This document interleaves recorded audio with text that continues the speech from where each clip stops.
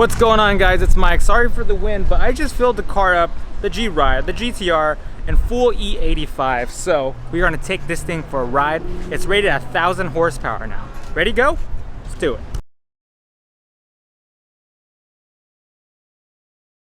It is very warm outside. It's about 100 degrees. The car has been driving around quite a bit because I've been cruising around and filming. There's high traffic.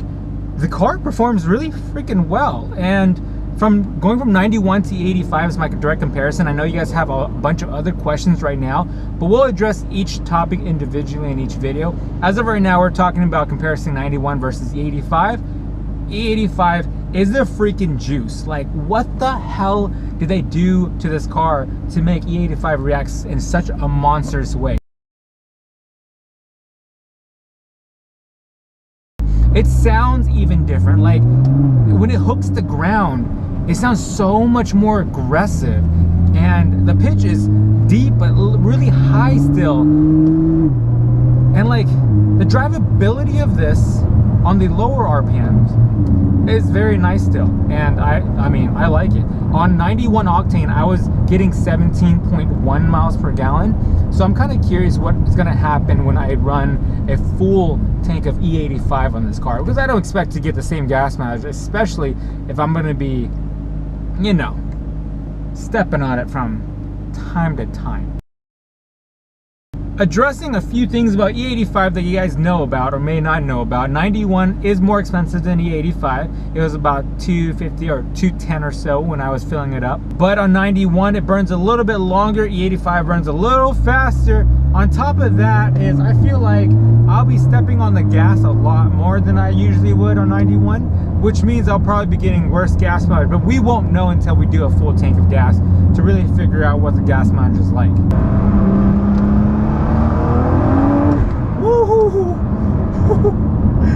That it was a lot of fucking power.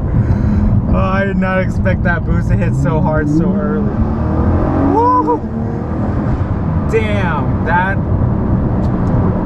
Okay, all right, time to calm down before I either kill myself or get a fat ass ticket. Yeah, maybe that's a good idea. 6th gear cruising. So touching base on ride quality, performance, throttle, the sound and feel, the car feels normal. Besides the 1,000 horsepower and the ability to tear anything else on this freaking road apart. Come on, P1s, where are you? Come on, Hellcats and Corvettes. I'm just kidding, guys. I love all those cars. It's just, this car is so heavily modified that it can pretty much destroy any car on the road. Now, if you guys watched my previous video on the 91 octane, you guys know you're supposed to run 91 through an entire tank at least once a month, especially if you drive it often. On the 85, you should not leave it too long. You want to make sure you drive the car. You don't want it to sit for too long. So I'll be, well, gone for a few days, but I have about 4 days to burn through this tank, which I will make sure I do, because that's just the very responsible of me to make sure I don't let my fuel, you know, separate and go to bad. No one wants to waste the E85. I'm breaking necks. I'm breaking necks right now. You see that? Yeah, I like this car. I definitely approve of this E85 shit they made up, because this thing is stupid ridiculous. This car sounds so nice when it downshifts. See that? Oh gosh. But I can't say this car is not as loud as Brian's car. If you guys don't know Brian, make sure you guys check out his channel. I'll put his channel description, link down description below, whatever you want to say, English is second language. But Brian is a cool guy. He also owns a GTR, and that's my first GTR I've ever driven. The only person that's really trusted me with such great power.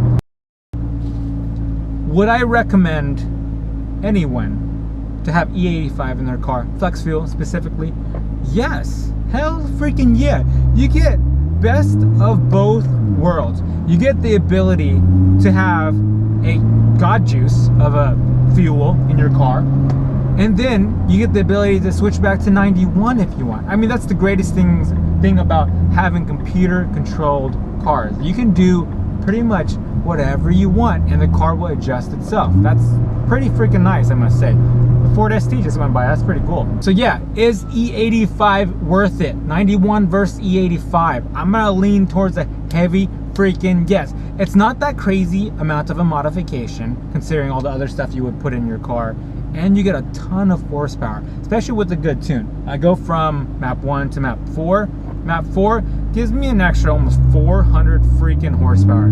That is a lot of damn horsepower on a good tune on the E85. I'm surrounded by Challengers, a Charger, and a Mustang. What a small world. And to answer your simple question, yes, it's worth it. Overhead tunnel. You have to do it. Every time you go under a tunnel, you have to do it. The best way to close the video. Thank you so much for watching, guys. If you haven't yet, subscribe to my second YouTube channel, Mike Wynn Media. That's where I have all my daily vlogs there. Thank you so much for watching, guys. I will see you guys in a few days on this channel, and every day you'll see me at 8 AM on the next channel. Thank you so much.